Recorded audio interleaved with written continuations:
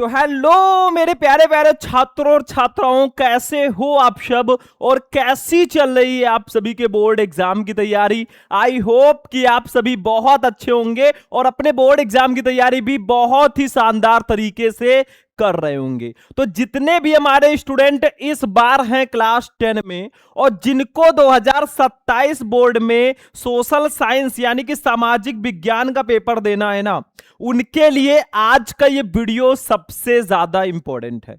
बहुत सारे हमारे स्टूडेंट कमेंट कर रहे थे, सर आप क्लास 10 सोशल साइंस का एक मॉडल पेपर लेकर आइए, मतलब एक ऐसा गेस पेपर लेकर आइए ना जिस पेपर में से बहुत सारे क्वेश्चन हमारे बोर्ड एग्जाम में आए। तो आज के इस क्लास में मैं क्लास 10 सोशल साइंस का एक ऐसा मॉडल पेपर लेकर आया हूं जिसमें बहुत सारे ऐसे क्वेश्चन है ना जो बहुत ज्यादा इंपॉर्टेंट है और बार बार आपके बोर्ड एग्जाम में रिपीट होते हैं। अगर ये पूरा पेपर आपने तैयार कर लिया ना तो जो आपका टारगेट है 70 में 70 करके आने का वो और भी ज्यादा आसान हो जाएगा। तो ध्यान से इस पेपर को देखना। तो देखो, जब आपको पेपर मिलेगा ना, यहां पे अपना रोल नंबर डाल देना, यहां पे अपना नाम डाल देना, जो भी आपका नाम हो अपना नाम लिखना भैया, ठीक है। 2027 सामाजिक विज्ञान का ये मॉडल पेपर है। इस साइड में आपको पेपर कोड दिया जाएगा, मतलब ये पेपर कोड ना जब आप कॉपी फिल करोगे, डिटेल फिल करोगे, तब ये पेपर कोड आपको लिखना होगा। समय 3 घंटे 15 मिनट आपको दिए जाएंगे और इस पूरे 70 नंबर के पेपर को मैं सॉल्यूशन के साथ बताने वाला हूं, मतलब आंसर के साथ मैं आपको बताऊंगा। बहुविकल्पीय, लघु उत्तरीय, विस्तृत उत्तरीय यानी कि दीर्घ उत्तरीय, सबका मैं आंसर भी बताऊंगा। तो चलिए स्टार्ट करते हैं। सबसे पहले देखो, आपको कुछ निर्देश दिया गया है भैया, सामान्य निर्देश कि 15 मिनट आप सभी को क्वेश्चन पेपर पढ़ने के लिए दिया जाता है। मतलब जब आपको पेपर मिले ना 15 मिनट खूब ध्यान से पेपर पढ़ना है। यह प्रश्न पत्र 2 खंडों यानी कि खंड आ और खंड बा में विभाजित है। खंड आ में 20 बहुविकल्पीय प्रश्न होंगे भैया, जिनका आंसर आपको ओएमआर सीट पर फिल करना है। मतलब आपके खंड आ में 20 बहुविकल्पीय प्रश्न होंगे जिसका आंसर आपको ओएमआर सीट पर भरना है। खंड बा 50 अंकों का है। इसमें लघु उत्तरीय प्रश्न, दीर्घ उत्तरीय प्रश्न एवं मानचित्र संबंधी प्रश्न होंगे, ठीक है। प्रत्येक प्रश्न के निर्धारित अंक उनके सम्मुख अंकित हैं। देखो, यहां से हमारा पेपर भैया स्टार्ट होगा और मैंने 2-2 3-3 दिन बैठ कर ना रात रात भर जाग कर मैं आपके लिए ये गेस पेपर लेकर आया हूं, ताकि आपको वो सारे इंपॉर्टेंट क्वेश्चन मिल सके जो आपके बोर्ड एग्जाम के लिए इंपॉर्टेंट है। तो आपसे बस एक ही बात कहूंगा कि इस वीडियो को बस आप लोग ज्यादा से ज्यादा लाइक करना और चैनल को सब्सक्राइब करके रखना, ताकि आप भी हमारी फैमिली में ऐड हो जाएं और आपको क्लासेस रेगुलर मिलती रहें। देखो, सबसे पहले खंड आ होगा वस्तुनिष्ठ प्रश्न यानी कि बहुविकल्पीय प्रश्न, ठीक है।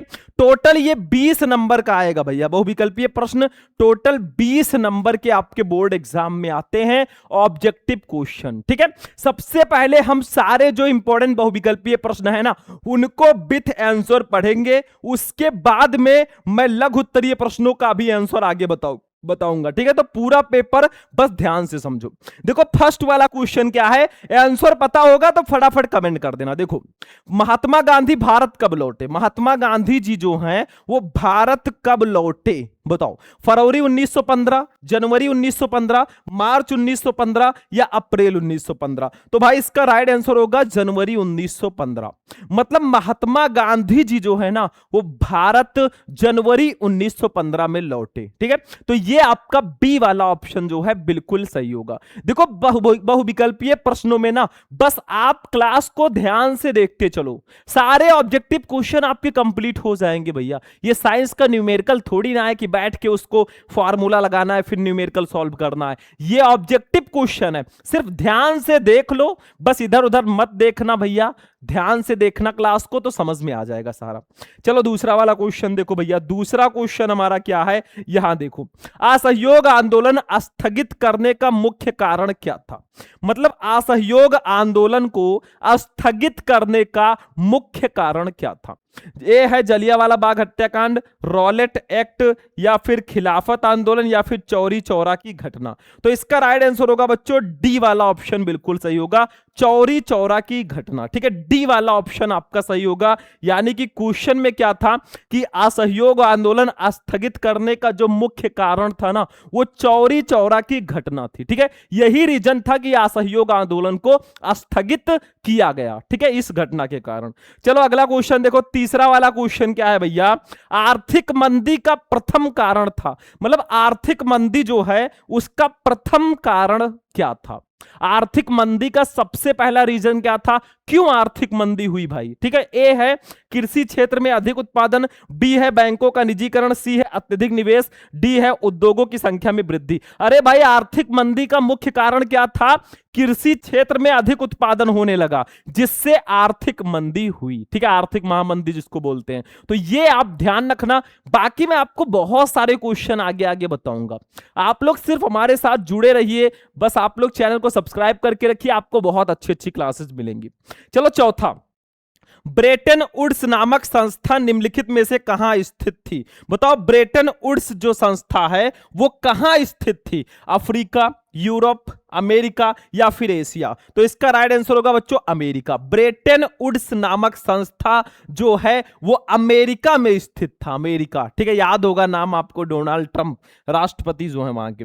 चलो अगला 5 नंबर क्वेश्चन देख लो, सर्वप्रथम 16वीं सदी में प्रिंटिंग प्रेस भारत के किस राज्य में आया। यानी कि सबसे पहले 16वीं सदी में प्रिंटिंग प्रेस जो है भारत के किस राज्य में आया, गोवा, तमिलनाडु, केरल या उत्तर प्रदेश। भाई गोवा में सबसे पहले जो 16वीं सदी में प्रिंटिंग प्रेस है ना, वो भारत के गोवा राज्य में आया। यानी कि ए वाला ऑप्शन आपका सही है। देखो जितने भी क्वेश्चंस हम बता रहे हैं ना, सारे के सारे प्रिपेयर कर लेना, तैयार कर लेना, ताकि आपकी तैयारी बेहतर लेवल की हो जाए। बाकी सिर्फ इतने ही क्वेश्चन नहीं है, अभी तो पार्टी शुरू हुई है, आगे आगे मैं आपको बहुत सारे क्वेश्चन बताऊंगा, ध्यान से समझते चलो। 6 वाला क्वेश्चन देख लो भैया, हिंदी के अतिरिक्त संविधान में कितनी अन्य भाषाओं का उल्लेख है।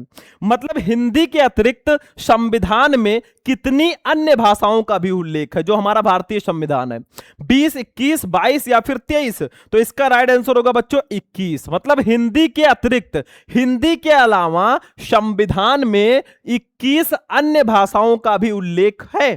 ठीक है, तो 21 आपका सही होगा। ठीक, तो इतना आपको समझना है, बाकी वो एक एक भाषा नहीं जानना है भाई। जब आप आगे तैयारी करोगे ना यूपीएससी, यूपीपीसीएस यानी कि आईएएस की ना, तब आपको वो सब जानना होगा। चलो अगला 7 नंबर, निम्नलिखित देशों में कहां संघात्मक शासन नहीं है। बताओ इसमें से कौन सा देश है जहां पर संघात्मक शासन नहीं है। ए है भारत, बी है श्रीलंका, सी है संयुक्त राज्य अमेरिका और डी है बेल्जियम। भाई श्रीलंका जो है ना, यहां पर संघात्मक शासन नहीं है, तो 7 का आपका बी वाला ऑप्शन बिल्कुल सही होगा।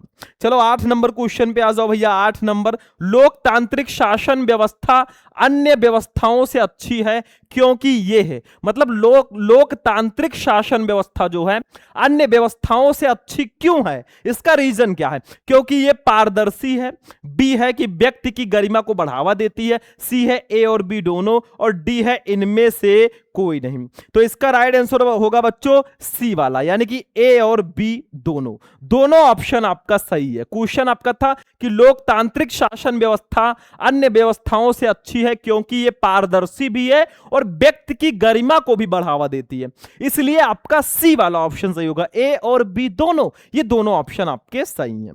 चलो 9 नंबर पे आ जाओ बच्चों। भारत में कितने राष्ट्रीय राजनीतिक दल हैं, बताओ भारत में टोटल कितने राष्ट्रीय राजनीतिक दल हैं। ए है 4, बी है 5, सी है 6, डी है 7। तो इसका राइट आंसर हो जाएगा बच्चों सी, 6 है। ठीक है, भारत में टोटल 6 राष्ट्रीय राजनीतिक दल हैं। अब कुछ बच्चे ऐसे भी हैं जो कमेंट करते हैं सर जी सोशल साइंस थोड़ा कम समझ में आता है, इसमें इतिहास पढ़ना होता है पुराने जमाने का। तो देखो भाई आपके सिलेबस में है तो उसको अच्छे से पढ़ना ही होगा, और मैंने देखा अगर आप अच्छे से तैयारी करते हो ना तो सोशल साइंस में जो बच्चे बहुत अच्छा नंबर लेकर आते हैं, तो आप भी लेकर आओगे। चलो 10 नंबर क्वेश्चन यहीं पे देख लो, सांप्रदायिकता किसके लिए हानिकारक है। सांप्रदायिकता जो है वो किसके लिए हानिकारक है, अल्पसंख्यक, बहुसंख्यक, अल्पसंख्यक और बहुसंख्यक दोनों, या फिर इनमें से कोई नहीं। तो इसका राइट आंसर होगा सी वाला। सांप्रदायिकता जो है वो अल्पसंख्यक, और बहुसंख्यक दोनों के लिए हानिकारक है, दोनों के लिए हार्मफुल है। ठीक है, तो मैं भैया ऐसे नहीं चिल्ला रहा हूं, मैं ऐसे चिल्ला चिल्ला के जो बोल रहा हूं ना, इसमें मेरा फायदा नहीं है, आप ही का फायदा है। अगर ध्यान से पढ़ोगे ना, अच्छे से पढ़ोगे, तो टॉपर आप ही बनोगे, नाम आप ही रोशन करोगे। चलो भैया अगला क्वेश्चन देख लो, 11 नंबर क्वेश्चन पे आ जाओ। जून 1992 में प्रथम अंतरराष्ट्रीय पृथ्वी सम्मेलन किस शहर में हुआ था? मतलब जून 1992 में प्रथम अंतरराष्ट्रीय पृथ्वी सम्मेलन जो है किस शहर में हुआ? मॉस्को जो कि रूस में है, न्यूयॉर्क यूएसए में है, पेरिस फ्रांस, या फिर रियो डी जेनेरो यानी कि ब्राजील में? तो भाई ब्राजील में हुआ था। जून 1992 में प्रथम अंतरराष्ट्रीय पृथ्वी सम्मेलन जो है वो रियो डी जेनेरो शहर में हुआ था, जो कि ब्राजील में स्थित है। तो आपका डी वाला ऑप्शन जो है बच्चों बिल्कुल सही होगा। 12 नंबर देखो, किस मृदा का निर्माण भारी वर्षा से अत्यधिक निच्छालन के फलस्वरूप होता है? बताओ किस मृदा, किस मिट्टी का निर्माण भारी वर्षा से अत्यधिक निच्छालन के फलस्वरूप होता है? ए है लाल और पीली मृदा, बी है काली मृदा, सी है लैटराइट मृदा, और डी है मरुस्थलीय मृदा। ठीक है, तो इसका राइट आंसर हो जाएगा बच्चों सी वाला, लैटराइट मृदा। मतलब लैटराइट मृदा का निर्माण भारी वर्षा से अत्यधिक निच्छालन के फलस्वरूप होता है। तो 12 का सी वाला ऑप्शन बिल्कुल सही होगा। चलो भैया 13 नंबर पे आ जाओ। प्रोजेक्ट टाइगर की शुरुआत किस वर्ष हुई? बहुत इंपॉर्टेंट है भाई। प्रोजेक्ट टाइगर इसकी स्टार्टिंग जो है किस साल हुई? 1970, 1971, 1972 या फिर 1973? राइट आंसर है भाई 1973 यानी कि 1973। प्रोजेक्ट टाइगर की शुरुआत जो है ना 1973 ईस्वी में हुई। डी वाला ऑप्शन आंख बंद करके टिक कर दो, आंसर सही है। चलो भैया फटाफट आंसर देखते चलो। अभी तो भाई मापी है मुट्ठी भर जमी हमने, अभी तो पूरा आसमान बाकी है। ठीक है, अभी तो पूरा आसमान बाकी है, क्योंकि अभी बहुत सारे क्वेश्चन है जो हमें समझने हैं। अभी तो हम ऑब्जेक्टिव देख रहे हैं। देखो, निम्नलिखित में से कौन सा राज्य सरदार सरोवर परियोजना से नहीं जुड़ा है? इसमें से कौन सा राज्य है जो सरदार सरोवर परियोजना से नहीं जुड़ा है? महाराष्ट्र, मध्य प्रदेश, उत्तर प्रदेश या फिर गुजरात? इसका राइट आंसर होगा बच्चों सी वाला, उत्तर प्रदेश। उत्तर प्रदेश जो राज्य है ना वो सरदार सरोवर परियोजना से नहीं जुड़ा, बाकी महाराष्ट्र, मध्य प्रदेश, गुजरात ये तीनों जुड़े हुए हैं। ठीक है, तो आपका ऑप्शन कौन सा सही होगा? सी वाला ऑप्शन आपका बिल्कुल सही होगा।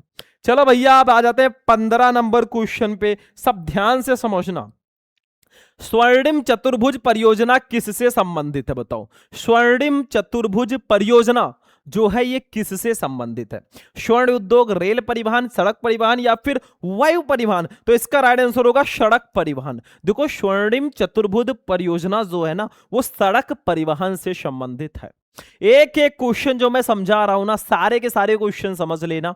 बाकी मैं आपको क्लासेस ऐसे मतलब इंपॉर्टेंट क्लासेस लाता रहूंगा। अभी बहुत सारे क्लासेस आने बाकी हैं, जब तक बोर्ड एग्जाम होगा ना बहुत अच्छी अच्छी क्लासेस आपको मिलेंगी। 16 नंबर, भारत में 1000 रुपए के करेंसी नोटों को किस वर्ष अमान्य घोषित किया गया? यह क्वेश्चन बहुत इंपॉर्टेंट है। भारत में 1000 रुपए के करेंसी नोटों को किस वर्ष अमान्य घोषित किया गया? मतलब किस वर्ष 1000 रुपए के नोटों को बंद किया गया? 2015, 2016, 2017 या 2018? भाई 2016 में भारत में 1000 रुपए के करेंसी नोटों को 2016 में अमान्य घोषित किया गया। चलो भैया 17 नंबर पे आ जाओ बच्चों। 17, मानव विकास रिपोर्ट किस संस्था के द्वारा प्रकाशित की जाती है? मानव विकास रिपोर्ट किस संस्था के द्वारा प्रकाशित की जाती है? यूएनओ, यूनेस्को या फिर यूएनडीपी या फिर ईयू? तो भाई इसका राइट आंसर होगा यूएनडीपी। मानव विकास रिपोर्ट जो है वो यूएनडीपी संस्था के द्वारा प्रकाशित की जाती है। 17 का सी वाला ऑप्शन सही होगा। 18 नंबर पे आ जाओ बच्चों। राष्ट्रीय ग्रामीण रोजगार गारंटी अधिनियम किस वर्ष से लागू हुआ? ठीक है, मनरेगा मतलब राष्ट्रीय ग्रामीण रोजगार गारंटी अधिनियम जो है वो किस वर्ष लागू हुआ? 2000, 2002, 2005, 2010? भाई सन 2005 राष्ट्रीय ग्रामीण रोजगार गारंटी अधिनियम जो है वो 2005 में लागू हुआ। समझ में आ रहा है? इंपॉर्टेंट है भाई। अभी जो लघुत्तरीय प्रश्न है वो भी मैं बताऊंगा, बस ध्यान से समझते चलो। 19 नंबर पे आ जाओ फटाफट। एक वस्तु का अधिकांश प्राकृतिक प्रक्रिया से उत्पादन किस क्षेत्रक की गतिविधि है? यह क्वेश्चन भी बहुत इंपॉर्टेंट है। एक वस्तु का अधिकांश प्राकृतिक प्रक्रिया से उत्पादन किस क्षेत्रक की गतिविधि है? प्राथमिक, द्वितीयक, तृतीयक या चतुर्थ? भैया प्राथमिक। एक वस्तु का अधिकांश प्राकृतिक प्रक्रिया से उत्पादन जो है वो प्राथमिक क्षेत्रक गतिविधि है। चलो भैया लास्ट वाला क्वेश्चन देखेंगे, 20 नंबर क्वेश्चन पे आ जाओ, जो कि हमारा लास्ट ऑब्जेक्टिव होगा। उदारीकरण है। उदारीकरण क्या है? सरकार का लोगों के प्रति उदार नजरिया, या फिर सरकार द्वारा अवरोधों या प्रतिबंधों को हटाने की प्रक्रिया, अंतरराष्ट्रीय संबंधों में उदारता, या फिर उधार देना। तो इसका राइट आंसर होगा बच्चों बी वाला, सरकार द्वारा अवरोधों या प्रतिबंधों को हटाने की प्रक्रिया जो है ना, उसी को हम उदारीकरण कहते हैं। बस हो गया भाई, 20 ऑब्जेक्टिव क्वेश्चन था, एक एक नंबर का 20 नंबर आपको बहुविकल्पीय प्रश्नों के लिए मिल जाएगा। अब चलते हैं बच्चों खंड बा वर्णात्मक प्रश्नों पे। इसको भी देख लो भाई, क्योंकि बहुत इंपॉर्टेंट है। देखो खंड बा वर्णात्मक प्रश्न टोटल 50 नंबर के रहेंगे। सबसे पहले आपको लघुत्तरीय प्रश्न दिया जाएगा, 4 नंबर के 4 क्वेश्चन, 16 नंबर के आपके लघुत्तरीय प्रश्न रहेंगे। फिर आपको दीर्घ उत्तरीय प्रश्न दिया जाएगा, 4 क्वेश्चन 6 नंबर का 24 नंबर, ठीक है। तो 24 और 16 40 और 10 नंबर का मानचित्र संबंधी कार्य रहेगा, ठीक है। समझ में आ रहा है? तो बहुत इजी है। चलो देखते हैं पहला क्वेश्चन। प्रथम विश्व युद्ध का भारतीय समाज व अर्थव्यवस्था पर क्या प्रभाव पड़ा? पता है तो करो, नहीं तो अथवा लगा हुआ है। सविनय अवज्ञा आंदोलन की क्या सीमाएं थी? किन्हीं दो का उल्लेख कीजिए। भाई हम फर्स्ट वाला क्वेश्चन आपको आंसर बता देते हैं अच्छे से। देखो प्रथम विश्व युद्ध का भारत की आर्थिक एवं राजनीतिक स्थिति पर प्रभाव। देखो ऐसे लिखो, ध्यान से लिखना। कभी कभी जब सोशल साइंस में क्वेश्चन का आंसर ना आए ना, फिर भी आपको black and blue pen use करके अच्छे से लिखना है, क्वेश्चन को छोड़ के बिल्कुल भी नहीं आना है। तो प्रथम विश्व युद्ध का भारत की आर्थिक एवं राजनीतिक स्थिति पर प्रभाव क्या? देखो प्रथम विश्व युद्ध के भारतीय समाज व अर्थव्यवस्था पर निम्नलिखित प्रभाव पड़े। सबसे पहला प्रभाव देखो, ऐसे लिख दो, इस विश्व युद्ध ने एक नई आर्थिक और राजनीतिक स्थिति पैदा कर दी। दूसरा, इसके कारण रक्षा व्यय में भारी इजाफा हुआ, जो रक्षा पर जो खर्चा होता है ना उसमें काफी इजाफा हुआ। तीसरा, इस खर्चे की भरपाई करने के लिए युद्ध के नाम पर कर्जे लिए गए और करों में वृद्धि की गई। करों का मतलब जो टैक्स होता है उसमें वृद्धि की गई। चौथा, सीमा शुल्क बढ़ा दिया गया और आयकर शुरू किया गया। युद्ध के दौरान कीमतें तेजी से बढ़ रही थी। तो यही सब प्रभाव पड़े भाई। आप लोग स्क्रीनशॉट ले सकते हो फटाफट, ठीक है। चलो पांचवा देख लो, ऐसे आपको लिखना है पांचवा। 1913 से 1918 के बीच कीमतें दोगुनी हो चुकी थी, जिसके कारण आम लोगों की मुश्किलें भी बढ़ गईं, क्योंकि कीमत दुगनी हो गई तो भैया मुश्किलें बढ़ेंगी। छठवां, गांव में सिपाहियों को जबरन भर्ती किया गया, जिसके कारण ग्रामीण इलाकों में व्यापक गुस्सा था। मतलब गांव में जो यंग लड़के थे ना, उनको जबरदस्ती भर्ती किया गया, जिसके कारण गांव वालों के अंदर गुस्सा था, ठीक है। सातवां 1918 से 1919 और 1920 से 21 में देश के बहुत सारे हिस्सों की फसलें खराब हो गईं, जिसके कारण खाद्य पदार्थों का भारी अभाव पैदा हो गया, ठीक है। फिर उसके बाद में 8वें पे आ जाओ। उसी समय फ्लू की महामारी भी फैल गई। महामारी का मतलब ना ऐसी महामारी जो आती थी अगर ना, तो बहुत सारे लोगों को लेकर जाती थी, बहुत सारे लोगों की मृत्यु होती थी। 9वां, 1921 की जनगणना के मुताबिक दुर्भिक्ष और महामारी के कारण 120 से 130 लाख लोग मारे गए। भाई इतने लोग, ठीक है। तो ये आपका हो गया क्वेश्चन नंबर फर्स्ट लघु उत्तरीय में। समझ में आ गया? इसका पीडीएफ चाहिए तो आप लोग बस वीडियो को ज्यादा से ज्यादा लाइक करना, चैनल को सब्सक्राइब कर लेना और कमेंट में पीडीएफ लिख देना, मिल जाएगा भाई। चलो दूसरा क्वेश्चन है, लोकतंत्र में पारदर्शी शासन का क्या अर्थ है? उदाहरण सहित समझाइए। पता है तो करो, नहीं तो भाई अथवा लगा हुआ है दूसरा कर लो। लोकतंत्र से आप क्या समझते हैं? ये शासन की अन्य व्यवस्थाओं से क्यों बेहतर है? तो हम ये करेंगे कि लोकतंत्र से आप क्या समझते हैं, दूसरा वाला। देखो लोकतंत्र क्या है, ध्यान से समझना इसका डेफिनेशन। देखो एक ऐसी शासन व्यवस्था है, लोकतंत्र एक ऐसी शासन व्यवस्था है जिसमें जनता अपने प्रतिनिधियों का चुनाव करती है। ये प्रतिनिधि जनता के हितों को ध्यान में रखकर कानून बनाते हैं तथा जनता की इच्छा तक अपने पद पर रहते हैं। जैसे हमारे मोदी जी हैं, तो मोदी जी जो हैं ये जनप्रतिनिधि ही हैं भाई, हम लोगों ने उनको चुना है क्या? प्रधानमंत्री, ठीक है। जो नेता विधायक होते हैं सबको। अब देखो लोकतंत्र शासन की अन्य व्यवस्थाओं से बेहतर है, क्योंकि फर्स्ट, यह जन साधारण समानता की भावना को जन्म देता है। दूसरा, इस व्यवस्था के अंतर्गत प्रत्येक व्यक्ति की गर्मामयी भागीदारी आवश्यक है। तीसरा, लोकतांत्रिक प्रक्रिया में न्यायालय और निर्णायक स्वतंत्र रूप से कार्य करते हैं। चौथा, संघर्षों को स्थगित करने, उनकी आधारभूत समस्याओं को समझाने तथा सुलझाने का अवसर प्राप्त होता है। पांचवा, लोकतांत्रिक व्यवस्था के अंतर्गत इतना अवसर अवश्य होता है कि व्यक्ति अपनी त्रुटियों को समझकर उसमें सुधार कर सके। बस यही सब है भाई, लोकतंत्र शासन की अन्य व्यवस्थाओं से बेहतर है इसीलिए। ठीक है, चलो अगला क्वेश्चन देख लो बच्चों। तीसरा, जैव और अजैव संसाधन क्या होते हैं, वर्णन कीजिए। पता है तो करो 4 नंबर, नहीं तो पर्यावरण निम्नीकरण को रोकने के उपाय बताइए। भाई दोनों में से कोई एक ही करना है। हम जैव और अजैव संसाधन पढ़ लेते हैं। देखो जैव और अजैव संसाधन, देखो उत्पत्ति के आधार पर संसाधन दो प्रकार के होते हैं, जैव संसाधन तथा अजैव संसाधन। जैव संसाधन का मतलब ऐसे संसाधन जीवमंडल से प्राप्त होते हैं। इन संसाधनों में जीवन होता है और इन्हें सजीव कहा जाता है, जैसे मनुष्य, वनस्पति प्रजातियां, प्राणी जात, पशुधन इत्यादि। ये सब जैव संसाधन है, हम सब जैव संसाधन है। अजैव संसाधन का मतलब ऐसे संसाधन अजैव संसाधन कहलाते हैं जो निर्जीव पदार्थों से प्राप्त होते हैं। जो निर्जीव से प्राप्त होंगे वो अजैव संसाधन होंगे, जैसे धातु एवं चट्टाने। ठीक है, तो ये अजैव संसाधन के अंतर्गत आते हैं। ठीक है, तो ये आपका थर्ड वाला लघुत्तरीय प्रश्न हो जाएगा। ठीक, फोर्थ वाला देखते हैं। अब देखिए स्टूडेंट, फोर्थ वाला जो हमारा क्वेश्चन है ना भैया, इसको भी देख लो। राष्ट्रीय ग्रामीण रोजगार गारंटी अधिनियम यानी कि मनरेगा 2005 क्या है, विवेचना कीजिए। पता है तो करो, नहीं तो अथवा लगा है।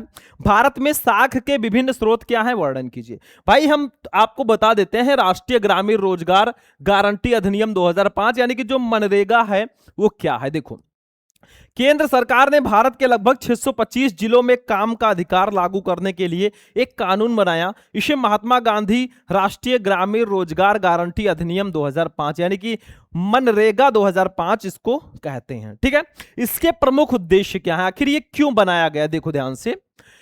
फर्स्ट, उन सभी लोगों को जो काम करने में सक्षम हैं और जिन्हें काम की जरूरत है, उनको सरकार द्वारा वर्ष में 100 दिन के रोजगार की गारंटी दी गई है इस अधिनियम में। ठीक है, दूसरा, यदि सरकार रोजगार उपलब्ध कराने में असफल रहती है तो वो लोगों को बेरोजगारी भत्ता भी देगी। तीसरा, इस अधिनियम में उन कामों को वरीयता दी जाएगी जिनसे भविष्य में भूमि से उत्पादन बढ़ाने में मदद मिलेगी। यही उद्देश्य था मनरेगा का। ठीक है, बस हो गया।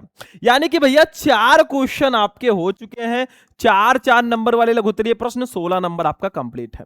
दीर्घ प्रश्नों की बात करें तो 6 नंबर के 4 क्वेश्चन रहेंगे, 24 नंबर आपको पूरे के पूरे मिलेंगे। जैसे 5वां देखो, इसका आंसर मैं अभी नहीं बताऊंगा भाई, कब बताऊंगा, जब आप लोग ज्यादा से ज्यादा कमेंट में लिखेंगे फुल पेपर सॉल्यूशन। चलो भैया 5, नेपोलियन कौन था, उसके सुधार क्या थे, उन सुधारों का क्या प्रभाव पड़ा। 6 नंबर नहीं पता तो अथवा लगा है। यूरोप में राष्ट्रवाद के उदय में जर्मनी और इटली के एकीकरण का क्या योगदान था, दोनों में से कोई एक करो भाई। 6 नंबर देखो, भारत की संघीय व्यवस्था की 4 विशेषताएं लिखिए। पता है तो करो, नहीं तो अथवा लगा है। भारत के संघीय और एकात्मक स्वरूपों में क्या अंतर है, उदाहरण देकर लिखिए। ठीक है, तो ये सब क्वेश्चन है 6 नंबर वाले जो आपको तैयार कर लेने हैं। फिर 7वां, भू संसाधन को परिभाषित कीजिए एवं भारत में भू उपयोग प्रारूप की समीक्षा कीजिए। नहीं पता तो अथवा लगा है। भारत के कुछ भागों में जल दुर्लभता एक गंभीर समस्या है, समीक्षा कीजिए एवं इसके समाधान हेतु कोई 4 उपाय सुझाइए। मतलब जो क्वेश्चन आपके सामने है भैया ना, सारे के सारे क्वेश्चन जो हैं बहुत ज्यादा इंपॉर्टेंट है, तो सबको तैयार कर लेना। चलो भैया अगला क्वेश्चन 8वां लास्ट दीर्घ उत्तरीय होगा। देखो, तृतीय क्षेत्रक अन्य क्षेत्रकों से कैसे भिन्न है, 100 उदाहरण व्याख्या कीजिए उदाहरण के साथ। अथवा लगाए, नहीं पता तो वैश्वीकरण क्या है, भारत में वैश्वीकरण का क्या प्रभाव पड़ा। 6 नंबर, दोनों में से कोई एक कर लो भाई। 6 क्वेश्चन, मतलब 6 नंबर के 4 क्वेश्चन थे, 24 नंबर आपको मिल चुके हैं भाई। तो लघुत्तरीय 16 और 24 का दीर्घ उत्तरीय यानी कि 40 नंबर, लेकिन 50 नंबर का वर्णनात्मक होता है। तो भैया मानचित्र संबंधी कार्य आपको दिया जाएगा प्रश्न। देखो 9 नंबर, निम्नलिखित स्थानों को भारत के रेखा मानचित्रों में ऐसे आपको चिन्ह दे दिया जाएगा कि इस चिन्ह द्वारा नाम सहित दर्शाइए। इस चिन्ह के द्वारा आपको दर्शाना है। सही नाम व सही अंकन हेतु 1/2 यानी कि आधा आधा अंक निर्धारित है। मतलब अगर आपने सही नाम लिख दिया तो आधा नंबर, और अगर मैप में अच्छे से दर्शा दिया ना तो आधा नंबर, यानी कि एक एक नंबर। 5 क्वेश्चन रहेंगे, 5 नंबर। देखो फर्स्ट, वो स्थान जहां सूती मिल श्रमिकों ने सत्याग्रह आंदोलन किया, वो कौन सा स्थान था भैया? तो अहमदाबाद था। तो आप अहमदाबाद लिखिए, उसके लिए आधा नंबर। अब मैप में अहमदाबाद को दर्शाइए, तो आधा उसके लिए, एक नंबर कंप्लीट। दूसरा, वो स्थान जहां जलियांवाला बाग हत्याकांड हुआ भाई, अमृतसर, ये तो सबको पता होगा। तो आप अमृतसर लिख दीजिए, आधा नंबर, और अमृतसर को दर्शा दीजिए, आधा नंबर, एक नंबर। ठीक है। तीसरा, वो स्थान जहां नील की खेती करने वाले किसानों ने सत्याग्रह आंदोलन किया भाई, ये तो ये हाँ चंपारण है, तो इसमें भी आधा आधा नंबर, चंपारण को दर्शा दो। ठीक। उसके बाद में चौथा, वो स्थान जहां वर्ष 1927 में भारतीय राष्ट्रीय कांग्रेस का अधिवेशन हुआ, तो इसका ये स्थान जो होगा मद्रास होगा, तो मद्रास लिख दो, उसको दर्शा दो, एक नंबर।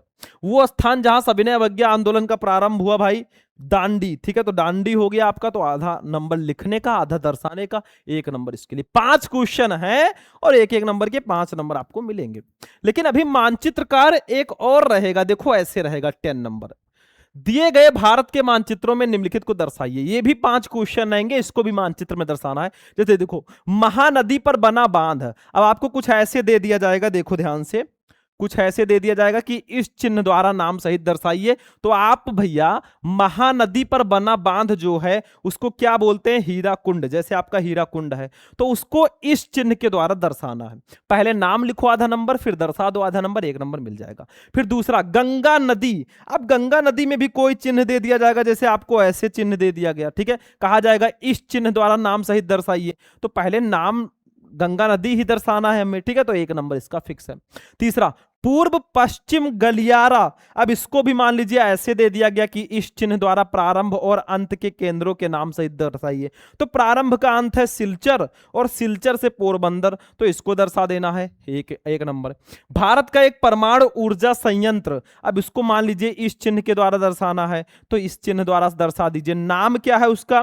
तो उसका नाम जैसे नरौरा है। ठीक है, तो वो भारत का एक परमाणु ऊर्जा संयंत्र जैसे नरौरा है, तो उसको दर्शा दीजिए। पांचवा, भारत के एक चाय उत्पादक जिले को जैसे आपको दे दिया गया कि इस चिन्ह के द्वारा दर्शाइए। ठीक है, तो ये आपका एक नंबर हो जाएगा, जैसे दार्जिलिंग। ठीक है, ये भारत का एक चाय उत्पादक जिला है। तो ऐसे आपको चिन्ह दिया रहेगा, उसको सिर्फ दर्शाना होगा। ठीक है, तो पूरा जो हमारा सोशल साइंस का पेपर है वो फाइनली यहीं पर फिनिश होगा। मैं आपको एक बात और बता देना चाहता हूं भैया कि आपका 20 नंबर का ऑब्जेक्टिव रहेगा खंड का में, खंड आ में। फिर खंड बा में आपका देखो 16 नंबर का लघु उत्तरीय रहेगा, 24 नंबर का दीर्घ उत्तरीय रहेगा, और 10 नंबर का मानचित्र। यानी कि देखो 20 और 16, 24, 40 और 10, 50, 20, 70 नंबर का पेपर हो जाएगा। ठीक है, तो कुछ ऐसा आपका सोशल साइंस का पेपर आएगा भैया इस बार। तो आपको ये पूरा पेपर कैसा लगा? वीडियो पसंद आया होगा तो फटाफट इस वीडियो को लाइक कर देना। चैनल पर नए हो तो चैनल को भी सब्सक्राइब कर लेना। बाकी हम चलते हैं, फिर आपसे मिलेंगे किसी नेक्स्ट वीडियो में नेक्स्ट इंपॉर्टेंट टॉपिक के साथ। तब तक के लिए जय हिंद।